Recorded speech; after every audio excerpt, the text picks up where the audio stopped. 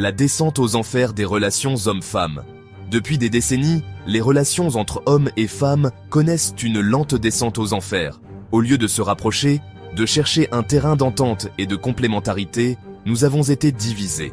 Divisés par des discours, par des idéologies et surtout par un système économique qui a tout intérêt à entretenir la guerre des genres. Car il faut le dire sans détour, les vrais gagnants dans cette histoire, ce ne sont ni les hommes ni les femmes. Ce sont les entreprises, la société de consommation et un capitalisme qui transforme absolument tout en marchandises, y compris les relations humaines. Les femmes qui travaillent, une manne financière pour les entreprises, plus de salariés, plus de consommateurs, plus de profits. Mais les hommes, de leur côté, ne voient pas toujours cette mécanique et se contentent d'accuser l'autre camp plutôt que de comprendre l'ampleur du piège.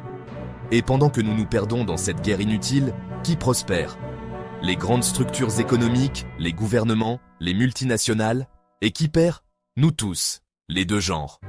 Le pire, c'est que nous avions commencé à avancer. Vers 2007, il semblait que les débats s'apaisaient. On commençait à s'entendre, à trouver des terrains communs. Mais soudain, un nouveau front s'est ouvert. Financé à coups de RSE fictives, d'idéologies importées et de campagnes médiatiques massives, les mouvements woke et transgenres ont ajouté une nouvelle couche de division. Encore une fois, le peuple s'est retourné contre lui-même, pendant que les vrais combats, ceux pour l'humanisme, pour la liberté, pour la dignité de tous, étaient abandonnés. C'est cette guerre intestine qui nous affaiblit et détourne notre énergie. Et c'est précisément ce que je vais démontrer aujourd'hui, en 3 grandes parties. Le féminisme, le masculinisme et le transgenrisme. Le féminisme. Le féminisme, dans son idée originelle, part d'une revendication juste. Obtenir l'égalité des droits, la reconnaissance et une place légitime dans la société. Qui peut être contre ça? Mais ce mouvement, qui aurait pu être une force de rassemblement, a été progressivement récupéré par des idéologies et surtout par le marché. Car le féminisme a servi, volontairement ou non, à pousser les femmes à devenir des consommatrices et des salariés à part entière.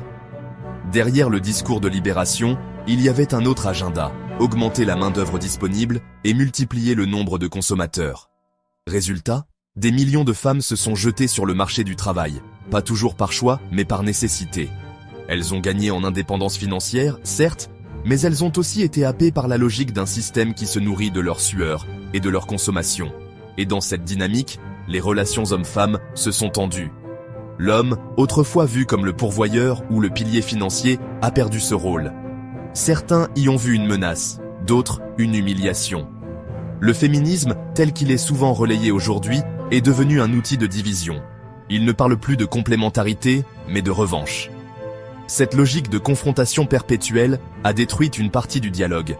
Et tout cela, pendant que les véritables profiteurs, les entreprises, les élites politiques, les lobbies, se frottaient les mains. Face à ce féminisme radicalisé, une contre-réaction s'est formée. Le masculinisme. Lui aussi, à sa manière, se voulait une défense des droits. Les hommes ont commencé à dénoncer ce qu'ils percevaient comme une injustice. La perte de leurs repères traditionnels, les discriminations dans certains domaines, notamment la garde des enfants après divorce, et une image d'eux-mêmes sans cesse dénigrée. Mais ce mouvement, plutôt que de tendre la main, est lui aussi tombé dans la logique de confrontation. Les masculinistes ont cherché à réaffirmer une supériorité masculine ou à caricaturer les luttes féminines au lieu de proposer une vision constructive d'une société équilibrée. Résultat, encore une fois, division, conflit, rancune. Le piège est toujours le même. Hommes et femmes s'accusent mutuellement, sans voir que le vrai problème n'est pas l'autre camp, mais la structure globale qui nous enferme. Tant que nous restons prisonniers de ce jeu de ping-pong idéologique, nous ne remettons jamais en question le système qui nous exploite. Et c'est exactement ce que veulent les grands décideurs, nous garder occupés à nous battre entre nous, pendant qu'eux engrangent toujours plus de pouvoir et de richesse. Puis est arrivée une 3e couche, plus récente, mais tout aussi explosive, le transgenrisme et les idéologies woke. Financées, encouragées, relayées par les grandes entreprises via leurs campagnes de communication et leur politique RSE, ce mouvement a bouleversé les débats. Là encore, le point de départ pouvait sembler légitime. Défendre les droits des personnes transgenres, lutter contre la discrimination, promouvoir le respect des différences. Mais très vite, la cause a été instrumentalisée.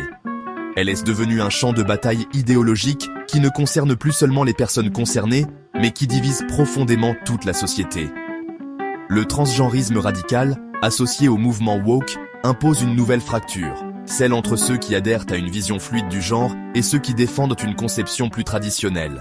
Et au lieu d'ouvrir le dialogue, cette idéologie s'impose par la contrainte, par la censure, par la culpabilisation. Résultat, encore une fois, hommes et femmes cessent de se parler pour se lancer dans une guerre culturelle sans fin. Mais qui profite de ce chaos?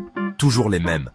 Pendant que nous nous déchirons autour de questions identitaires, nos libertés fondamentales sont restreintes, nos droits sociaux reculent et la société de consommation continue de prospérer. Voilà pourquoi j'ai créé cette chaîne. Parce que je refuse de voir les hommes et les femmes, et désormais, toutes les identités qui s'ajoutent à ce conflit se battre entre eux, pendant que les véritables problèmes ne sont jamais résolus.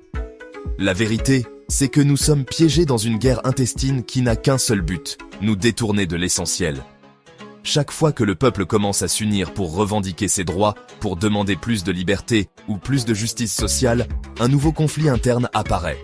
Féminisme contre masculinisme, conservateur contre woke, homme contre femme, hétéro contre trans.